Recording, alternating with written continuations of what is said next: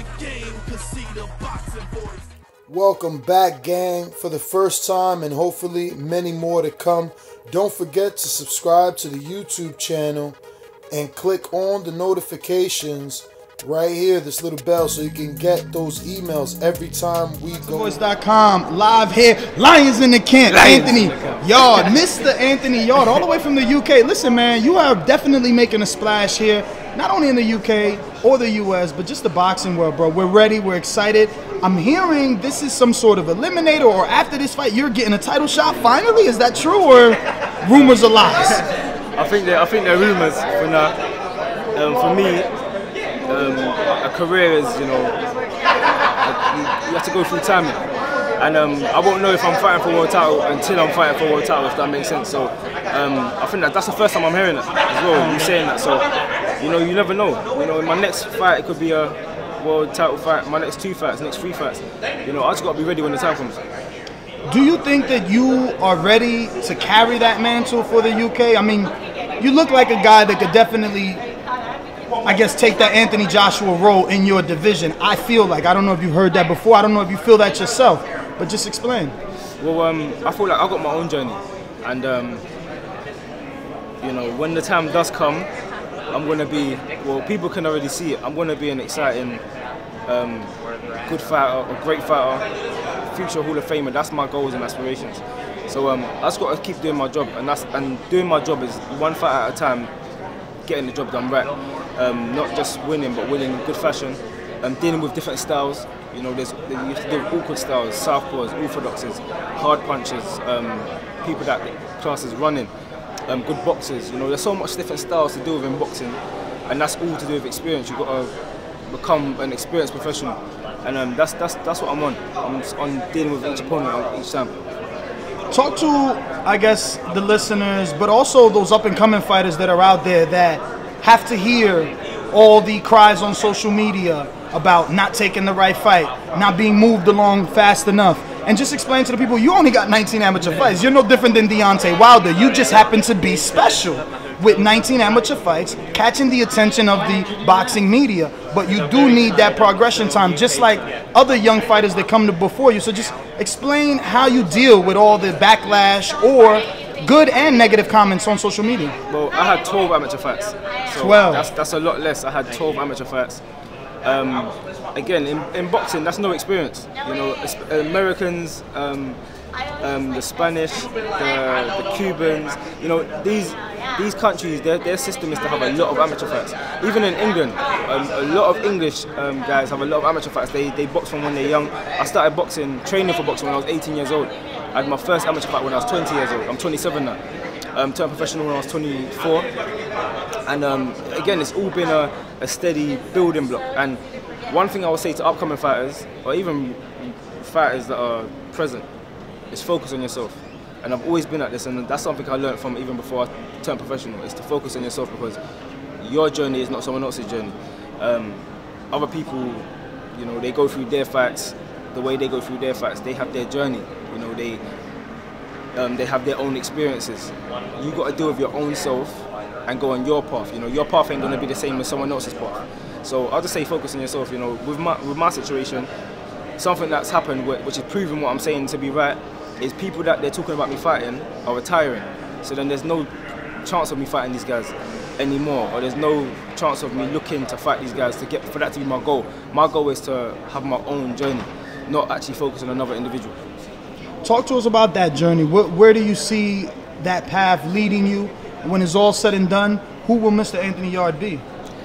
Well, we'll see when we get there. But Mr. Anthony Yarde will be a legend, Hall of Famer. That's what you have to keep in your mind. You have to shoot not only for the stars but for another planet. Put your expectations of yourself high, but again, not putting any pressure on yourself. Because when you put the only person that gives you pressure is yourself. People say things, you got media expecting things of you, but the only pressure there is the pressure you actually put on yourself. Have fun doing it, get the job done right, and just enjoy the journey, because it's only going to be there once. So talk to us about this experience. This is now your second time on a US card, big card. Just give us a little bit of insight on being here in the US and soaking in all that experience, all these, top level fighters, a lot of world champions amongst you. How are you taking that in? Well, again, it's all part of the building blocks to learning and gaining experience. Americans do things a lot different than we do in England. So again, that's experience for me. When I fought on the Canelo undercard, things have done a lot different. Again, on this card, things have been done a massive amount of different. Explain. In terms of like my medical, I had a check weigh-in on the same day as my medical. Things like that. For me, that's not really focus. That's not really caring about the fighter. That's a new experience you have to go through. Trials and tribulations. You have to be ready to deal with these kind of things. Opponents pulling out. We come over here with an opponent that was ready to be announced. When we landed, we turned on our Wi-Fi. The opponent's pulled out, so they're looking for somebody else. That opponent agrees. Then that person pulls out. So now wait a minute. You had 2 pull-outs since last Tuesday? I had 3. Holy shit. Pull-outs, and it's like it's frustrating because they're agreeing to fight and then they're pulling out. So it's like you get that, okay, yes, we've got an opponent, let's work. And then that opponent pulls out, and then you're hearing, oh, you might not fight because we can't get you an opponent. And then you hear, we got you an opponent, but it's not the kind of fight you take on short notice. So it's like there's so much things that. Whoa. What's that name that they saying it might not be the right way? I don't know the names. Okay. I'll be honest with you. I don't really watch fighters in my division. That's what Tunde does. But this is what my manager trainer was telling me. He goes, experience-wise, you don't take these kind of fights on short notice. That's silly. And then you talk about these are people that are football champions, that world champions had 8-week camps for. So again, sometimes you have to, when it comes to the last result, you have to fight these people, or you have to make a decision, fight them, or just go home. You spend a lot of money coming out here. Wait a minute, so what's the Lion deciding to do? The Lion is we're fighting. Okay. We're fighting. I said this from the beginning, we're fighting. No matter who's put there, we're fighting. That's what I don't prepare for. To go in there and have an easy fight, or to fight somebody that's, that I'm 100% know I'm just going to go in there and land any shot I want to land. It's about building yourself, and not only that as well, an apprenticeship. This is where I see it. I'm doing an apprenticeship in front of the world. Do you do apprenticeships in the US? Yeah, absolutely. Exactly. So you're gaining experience, working on the job. I'm doing this in front of the world. So again, when you turn professional, this is something I tell young kids coming up. When you turn professional, be ready for all of this. Be ready for the negatives, be ready for the positives, be ready for the expectations, be ready for everything. You just got to be mentally ready within yourself. And again, be able to deal with trials and tribulations like this. So I just got to go in there and do my job on Saturday. When you're all alone though and you look in the mirror, do you smile? That the expectations that these fans have on you, it just means that they feel you're great, or they want to see your greatness, because it's like, oh, Yarde's fighting the bum, he should be fighting Buatsi, or he should be fighting Ward. It's like, damn, I should be fighting Ward already. So you feel good? Does that make you feel good that they have you on that level? It always makes me feel good, because there's nobody, from what I can recall, that's had 12 amateur fights, started boxing so late, had 12 amateur fights, turned professional, and after 15 fights getting offered a world title shot. I've never seen that happen ever, so that means I'm doing my job. And no matter what the little bits of negative people say, usually it's unknowledged people that don't know their boxing, people that don't know how the sport works. They're not managers, they're not matchmakers, they're not trainers, they're not fighters, they've never been in the boxing ring. So you can't really focus on the things that don't matter. Again, as you said, I focus on the positive a lot. And that just keeps me going, it keeps me motivated. Even if there was no positive, I'll still be motivated. So again, there's always a certain motivation, and motivation has to start within yourself. And that's what's happening. Turn up, show up, blow up. How many fights do you have left with Frank Warren? Me and Frank working very well together. So things keep going the way they're going. I will stay with Frank. Eventually, I also want to keep building my name, building my brand. And that's what it's about, becoming financially free, making a big enough name for yourself, and end up headlining shows like this. That's the dreams and aspirations to boost yourself.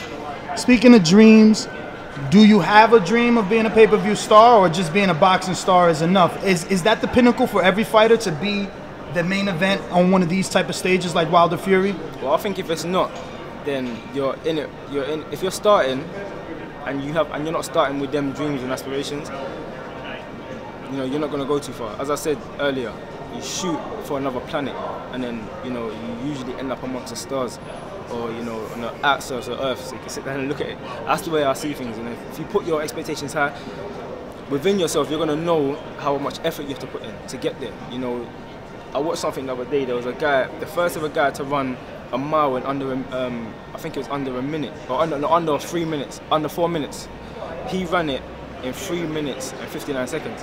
And before he done that, people were saying it's impossible for the human body to do that. But once he done it, so much people started doing it afterwards. So it's a belief within your head of what you can achieve. Breaking that barrier of disbelief. Breaking barriers. And that's what I'm saying. No one would have ever, when Floyd Mayweather said, I'm going to make $100 million in one night, people called him crazy. But now it's like Joshua saying he wants to be the first billionaire boxer. We laugh until it actually happens. Exactly. And the same thing with me. I want to be the first, or if not the first, I want to be in the history books as becoming a billionaire boxer. And again, things like this are just, you know, motivation.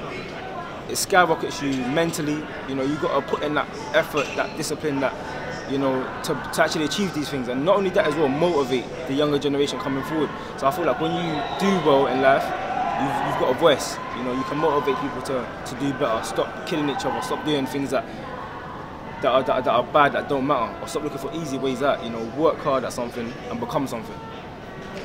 Looking into those stars, who do you see as that star on the left or the right of you for that big pay-per-view in the future?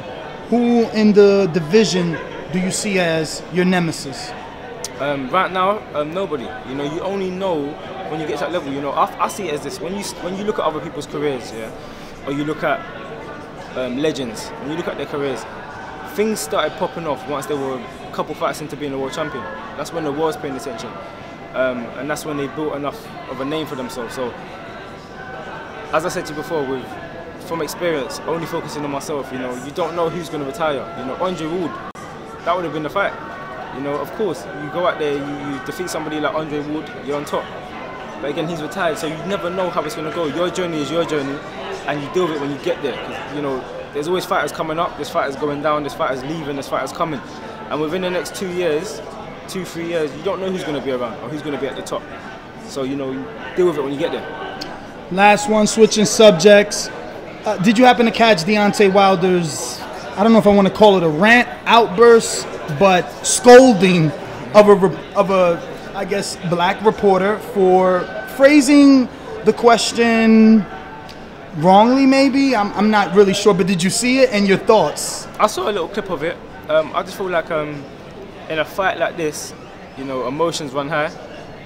You know, everyone has their outputs on it. You know, they say it's nerves. They say he's pumped up, but we will only know on Fight Night. My views on it is people are talking about it. So regardless of what he said, how he said it, people are speaking about it. And I'm sure that he done that for probably a reason, because he posted on his Instagram. It come up on my feed yesterday. So if he's posted on his Instagram, he don't regret what he was saying.